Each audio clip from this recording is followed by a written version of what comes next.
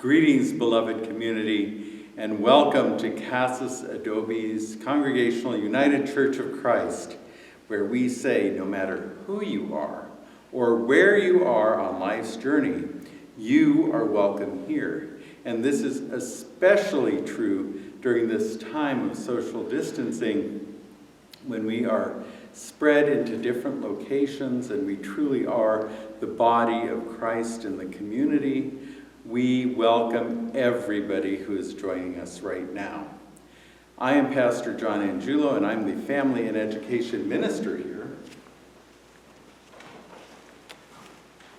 And I am Michael Bush, the Senior Minister, and I want to extend a very warm and special welcome to everyone who's not normally part of our community who's joining us this day. We're glad to have you with us, but especially for the folks part of the community of Rincon, Congregational United Church of Christ.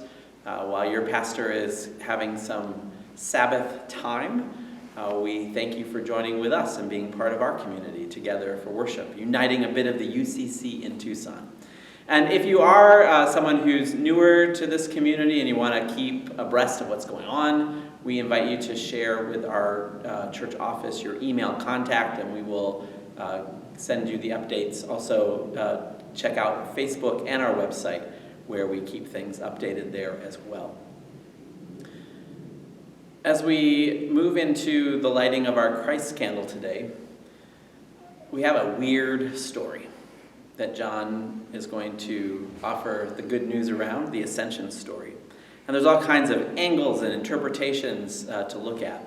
And one that I was thinking about today was how in that story, and you'll hear it read, but just a brief summary, Jesus, after his resurrection, he, you might say, hangs out with his disciples for a while longer. I think of almost like the last chance in a physical way to be with them, get them ready for the mission to launch into it.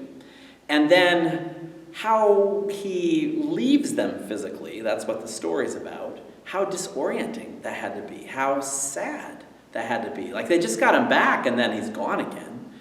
And yet there is this incredible wisdom in the story, recognizing that as long as Jesus was hanging out with the disciples, they keep saying, hey, Jesus, could you get that?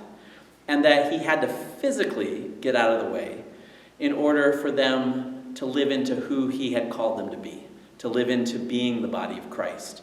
And that sets us up for the Pentecost story, which we have next week. And I was thinking about that aspect of the story because are we not disoriented in this season and time and place, especially we church?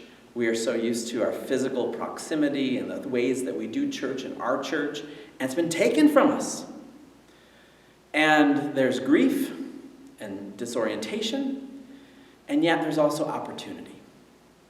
Just as there were for the original disciples, an opportunity to more fully live into who God's calling us to be the body of Christ, not just people who inhabit a building, but to be the body of Christ wherever we are.